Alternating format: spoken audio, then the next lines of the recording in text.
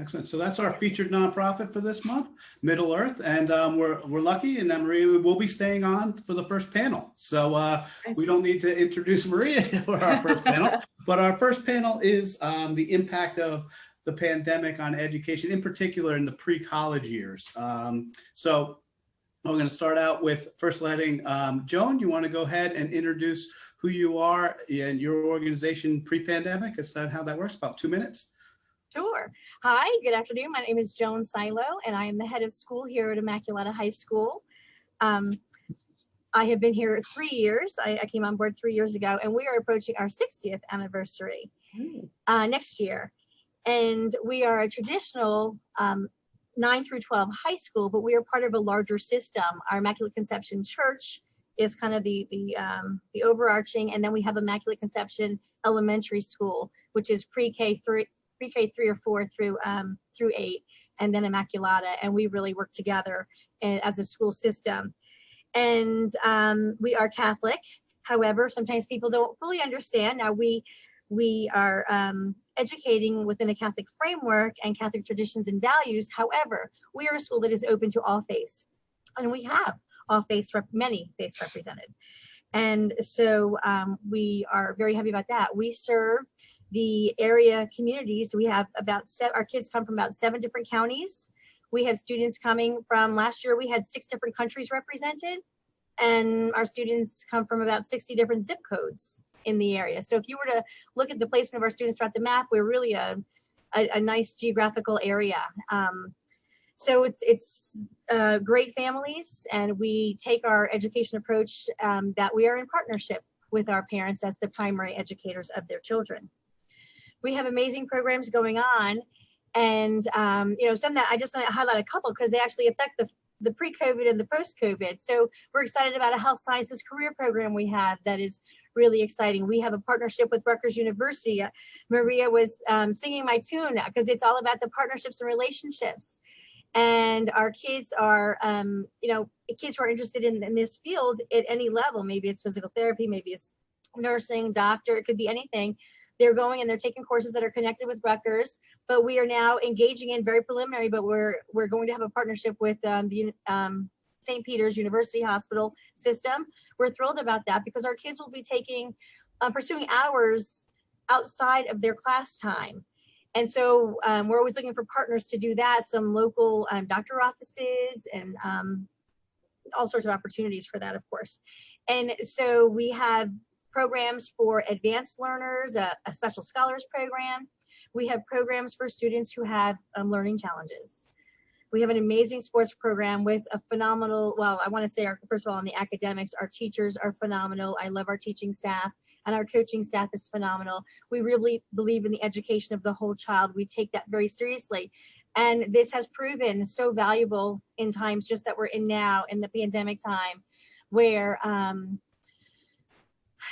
intending to the whole child, helping the parents in that regard, not, missing out on any piece that we feel like our kids have really, we are dealing with the social impact that the kids are having, which we'll talk about in a little bit, I know, but that faith component, that spiritual development, that inner strength, that character and moral development has really been helpful for our kids as we see them through this pandemic. Excellent. So it's the holistic approach, and there's just lots going on. Pre-pandemic, I would say we were, from a leadership standpoint, we were making decisions, although we're on the rise and we're doing exciting things. There's some common things that are influencing our decisions. And, our games are filled with people. Our students are painting their faces. They're crowded into the stadium. There's so much fun going on. Our campus ministry, I can't wait, Maria, I already want to connect with you on our campus ministry. Our service has always been off the charts at Immaculata. Our students, 90% of our students participate in service programs in one way, shape, or form. And so pre-pandemic, we were coming in happy every day, and we had a lot going on. The parents were in and out, just a busy, hustling and bustling place. And I think a familiarity with what we were doing, even though we were venturing into some new territory. Got it. And then, and I don't want to be accused of giving you too much time because I am an alumni from, so we'll go jumping back in and move on to Chris. Chris, you want to introduce yourself, who you are and what you do? You're muted, sir. Now I'm not muted. Yes. Hi, I apologize for the delay in arriving. I was landing in Google Meet land, but I am Chris Hammer. I own and operate CMH Tutoring and Consulting. I am now based in Cape May County, New Jersey. I am a lifelong native of Monmouth County, and pre-pandemic, I had been working both for myself as well as for Avery Educational Resources based in Fairhaven, doing mostly tutoring, some academic tutoring, but mostly test preparation for SATs and ACTs. Full disclosure, I have been doing this for 25 years, and pre-pandemic, I was actually meeting face-to-face with people in an office or at their homes. I have noticed quite a bit over the last few years that because of the emphasis on testing being changed, that you're doing just as much in the getting them focused, students and parents, on the process leading up to and after the test as it was just teaching, refining and aligning their approaches to how to take tests in general. So if you're focusing on pre-pandemic in this portion of the discussion, it was a lot different, and certainly, much more face-to-face interaction in person as opposed to in this format. And we'll go back in the reverse order. If you want to go first, Chris, and tell us, how has the pandemic impacted your organizations and the individuals that you serve? Well, certainly I had many students who I was ready to have take the test, the SAT in particular, last March 14th. And most, if not all, of the test sites across the state closed or canceled within 48 hours of the actual test date. And I had students who I'd been working with for months. The pandemic has certainly affected how I worked and where I worked and in the duration of sessions. As I think we all know, and I'm laughing at the irony, I'm mentioning Zoom fatigue in the middle of a panel discussion on Zoom, but students now have about a 30-minute window of time that they can maintain their focus as opposed to an hour, which is what my sessions used to be. I think that you have to help with test anxiety and more or less their mental acuity and fitness to focus over a longer period of time. And we have to keep reminding ourselves, these are students. These are not adults who do this all the time. These are 16, 17-year-old students for the most part who are trying to balance everything else that goes on in their lives. And now you're taking away a lot of their creative outlets. You're taking away, in some cases, participation in after-school clubs and activities, being able to physically spend time with their friends in school. And even in terms of delivering materials, it's not easy to do so when you're fully remote. Understood. Joan, do you want to talk a little bit about how your organization has been impacted and the individuals you serve? Yes, I'll start with, we are very excited that Immaculata is one of the schools that has been in person 5 days a week, full days. For the beginning of the year, we had we have to respond to COVID situations. We've had a few instances where we had to go virtual for a period of time, sometimes strategic, sometimes due to cases. But it's impacting the teachers. They are we do have kids who opt for virtual on an ongoing basis because of health requests and such. So teachers are dealing with these two different groups. We hear this from all of my educational friends, that this is very challenging on all of our teachers, balancing, learning how to re-deliver their instruction. I mean, we really reinvented ourselves over, in March, the end of last year, and then over the summer. And so that's kind of the leadership challenge, and then the teachers' challenge on how they've had to reinvent what they're doing. If they're in the classroom, we're not sitting together as a group anymore. We're all spaced out. We're not supposed to put our desks together. We're not supposed to be at tight tables. It's changing the way we do education. We have to reconsider what labs we're doing and how we're doing them in a different safety way. For our students, every time we've had to go virtual, tears. This is so draining and sad on them. They're beside themselves. And sometimes it can seem, Patty, like, there's a lot, especially in the very beginning, there's so much going on, and there's death and there's loss. But then someone's upset about the prom. But as Christopher just said, these are students, these are children, and this is emotional for them. So they have high real reasons to have great anxiety over the fear of everything, losing family members, and then they have little things that are becoming big things, and legitimately so. And then leadership wise, it has been planning and replanning and replanning and replanning. We planned graduation 5 times last year, and it was on the field, then it was off the field, it was in the church, it was not in the church, and then we had a virtual one, and then we had an on the field one. So, but I'm most concerned about our students, of course, and our teachers. We're trying to keep our staff strong. And when you think about the virtual scenario for all the children who are in that scenario, and my son, Immaculate Conception down the block, is in person as well, but they've also had the virtual days. So I only do it a little bit. But oh my goodness, keeping these kids engaged and motivated and connected to that screen, even if it's a half a day, is very challenging. And so my heart really breaks for the kids. And when we have had a break and then return to in person, it is like the first day of school every time. Even if it's a 2-week break, they come in, that day is like you just went to Disney World. It's just happy.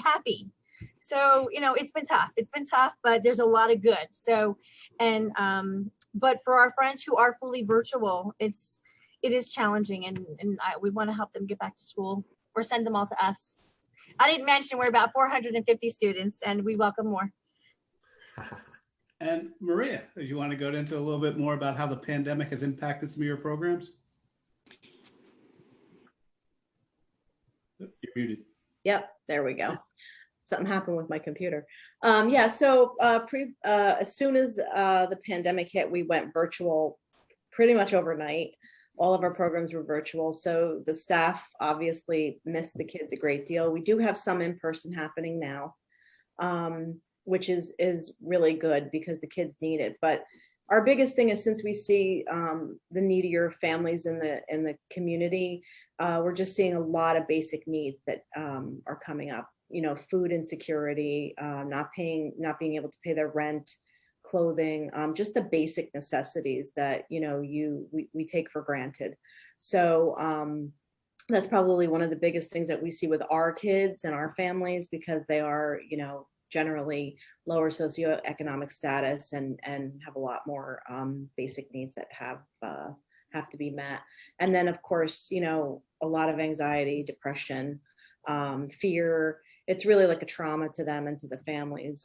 So it's a lot of mental health issues that are coming up, as you mentioned, as well. So we're really there to support the schools in any way we can, and the kids the best way we can. We're trying to be creative when we have to be virtual, delivering kits to kids' homes so that they can participate in arts and crafts and sports and cooking and all that kind of stuff virtually.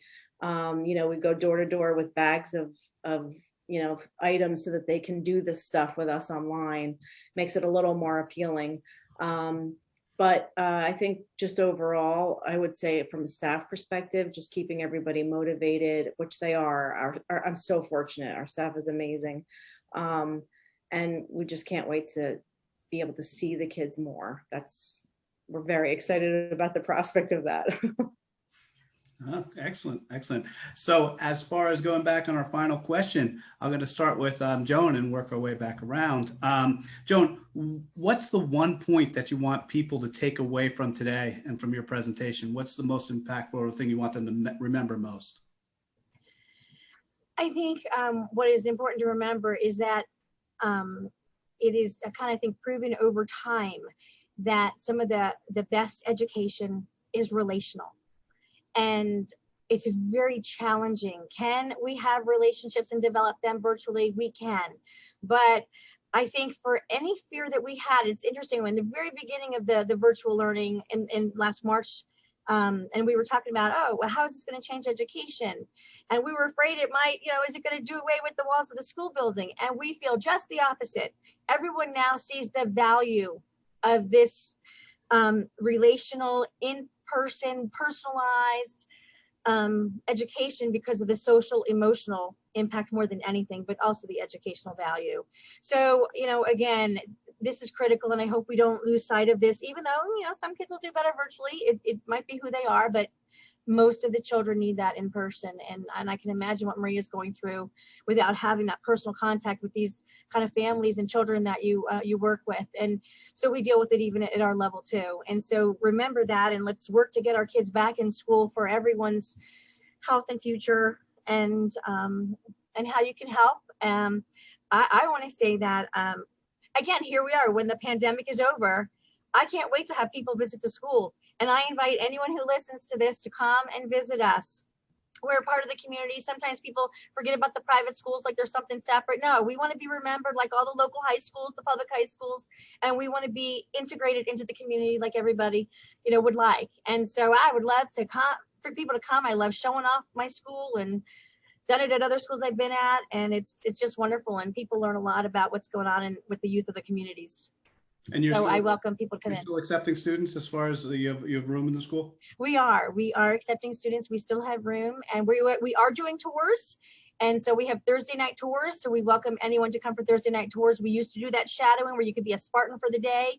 That's on hold right now, but we think that might open up for fourth quarter. And so that's a great way to get to know the school for interested families. And for Catholic schools, word of mouth is always the best source of marketing. So yes, that's why I'd like you guys to come check it out. You'll love it. Excellent. And we'll come back to Maria and then end up with Chris. So Maria, what's the one thing that you want people to take away from, and how can they help them? Well, you already mentioned how they can help, but what's the one thing you want them to take away?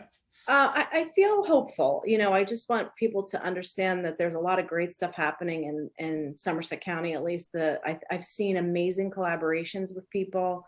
I've seen, our agency as well as other nonprofits really do creative, wonderful things with the kids. It's been, we just did our annual report, and I was amazed at how much we were still able to accomplish, but everybody's doing it together. And so I just want to put kind of positive vibes out there and let people know that despite everything that's going on, there's some really good stuff that's happening with our kids in the community. Excellent. Excellent. And Chris, well, as far as from yourself, what's the one point you want people to take, and how can they reach you? Well, I would first say thank you again for including me. I would say the biggest takeaway is to keep informed. As we all know, with everything that we've seen, both on a educational, health, and otherwise level, we get new information almost on an hourly basis. Certainly to make sure that if you or people you're working with or are associated with have questions regarding the changes in testing requirements. As we all know, many schools have become test optional. Some have changed what they're giving and when they're giving it. Feel free to reach out to me on Twitter or Instagram at chrishammer1971, or certainly they can email me at the contact info I've given to you and I believe to Paul. Yep, we'll include that with the video. Excellent. Well, thank you all so much for attending. Thank you. Thank you. Thank you very much. And